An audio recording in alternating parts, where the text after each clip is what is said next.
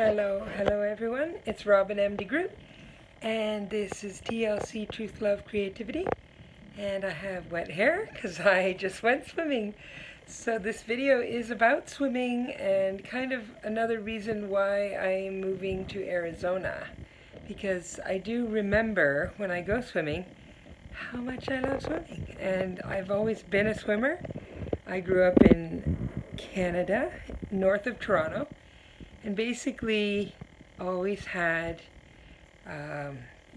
pools, indoor pools, because the winter was pretty long. So then in the summer we swam in the lake, and once I was in the one town of Aurelia, and the YMCA burnt down eventually. We got a very fancy, huge YMCA built, and it had a junior Olympic-sized pool. So really, I do want to say that I was a bit surprised and a little bit annoyed when I moved to California, because in Northern California there are a lot of pools, but they are only open during the summer. So they're not heated during the winter, they're mostly outdoors, and they're too freezing during the winter. So I find that even if you have a pool at your building, it tends to be that you can't really swim year-round. So I'm kind of looking forward to that in Arizona. If I move to Tucson, I'm hoping it won't be too cold, but I mean too hot. And then in the summer and during the winter should just be nice. So I am getting back into some kind of exercise this week. I'll be going to Boston at the end of next week, so that's my big event, and I'm looking forward to that.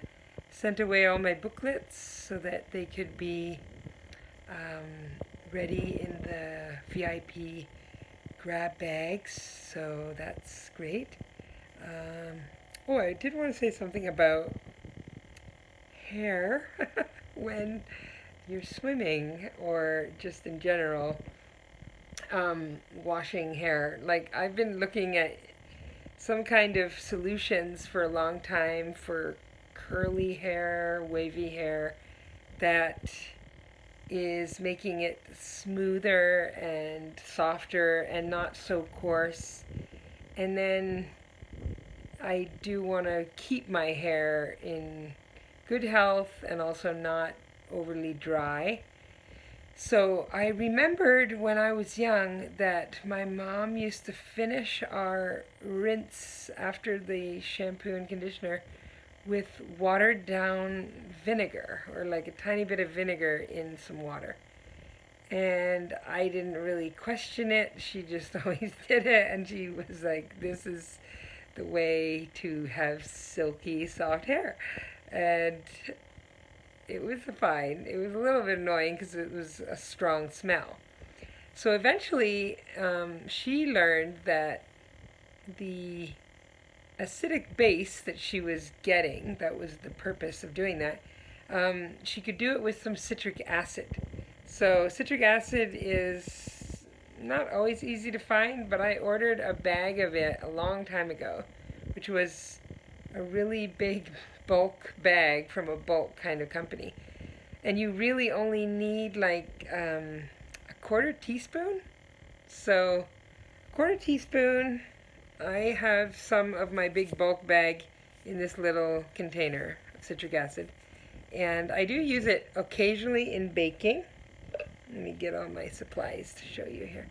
So in baking, like if you're making a lemon cream cheese icing, for example, and you don't want to use too much lemon juice because it'll mess up the consistency, you can use citric acid, and it has a tang and it's really good. So you don't need a lot of it. But in the hair and skin final rinse, the idea is to get your skin and your hair to be closer to a pH of 5.5 on the pH scale, which is slightly acidic.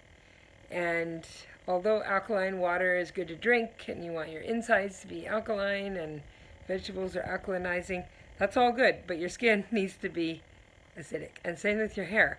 So I find when I do wash my hair, I try to use a shampoo without sodium chloride, so without salt.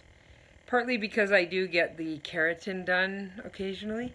And keratin is also a protein in your hair that gets stripped and it kind of gets lost. So for me, I have wavy, curly hair, so it will get frizzy and looking dry. So I get the keratin done about twice a year, probably. But then all other times, I'm just trying to use some kind of products and the best final rinse so that the hair is at its best health and I can find a way to make it look better and no frizz and then feel better too.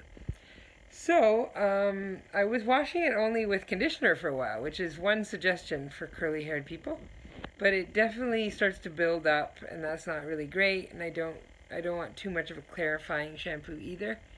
Now clarifying shampoo is necessary when you're going to do the keratin, but the hairdresser does all that and I don't really mind because it's not all the time. But clarifying shampoo is definitely pretty stripping, so I don't use it that often. I find shampoo that's good for treated hair or dry hair. And the other thing is to finish with the rinse. So I have this old mayonnaise jar, I guess. It's just a plastic container, but it's roughly a liter, and that's why I keep that in the bathroom. And then I just use like this little baby spoon and I take half of it, but it's approximately a quarter teaspoon of citric acid to that liter of cool to warm water. And that will be the final rinse. And you'll notice that you can really run your fingers through the hair easier. Even if conditioner does that, for me conditioner doesn't actually do that enough. So I find after I've done the rinse with the citric acid or acidic kind of water, then I really notice now the knots are gone and it's cleaner. I mean, it's softer and smoother. It reminds me of a story when I was young. My mom used to tell me that I had very curly hair when I was younger. It was blonde curls like Shirley Temple, but every time my mom was trying to comb it or brush it to some degree, if she came to a knot, I would just say, cut it. So eventually I had pretty short hair. But it's also something to learn with people with curly hair is that you don't really use a brush. Like you need a wide tooth comb or things like that, because although you can brush it for the stimulation of the scalp, they need to be not like fuzzy brushes that just make frizz. It's not that good. And when it's drying, if people twist, you can just do twists, and then like a curly haired person, the twist will just turn into ringlets, which is kind of cool. So that's one way to deal with it as well. So that's for all my curly haired friends. And also about the swimming. Because if I'm going to be swimming a lot more every day, I also need to know a way to take care of my hair. And I can wear a bathing cap that's pretty sealed, but no matter what, with chlorine, especially being somewhat blonde, you do get a green tint to blonde hair because of chlorine and the reaction. So that's really weird. So I definitely need a good shampoo and to be able to get it soft and get the chlorine out every time. Because even with bleach in clothing, if you don't actually stop the bleach on some level with another compound, there can be continuous activation of that effect from the bleach.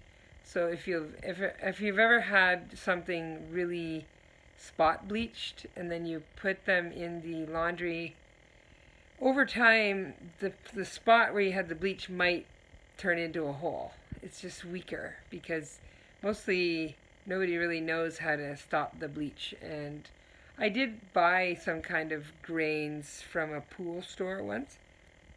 I'm forgetting what it's called, but it's one of the other chemical compounds that stop bleach. So I learned that in fibers class, and excuse me, it was good to know. Because I do occasionally use bleach, but really I try not to. I try to use hydrogen peroxide for most of those whitening needs. But sometimes on certain clothes or something, then that will be the main thing. And the fact that there's chlorine in pools, it's just good to know about the qualities of chlorine and some of the things to work around it. And for me, it doesn't matter about chlorine, but just having curly hair in general, that is something good to know. So I hope this helps anyone with curly hair or not curly hair. All of us should have a slightly acidic base left for our skin and our hair.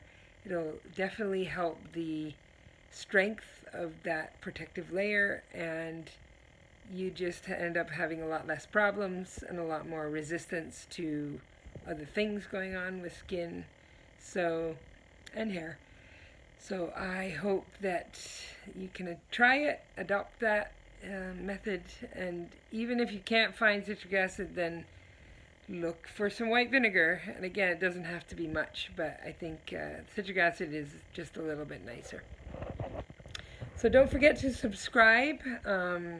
Click on the little bell if you want to get notified when videos come in.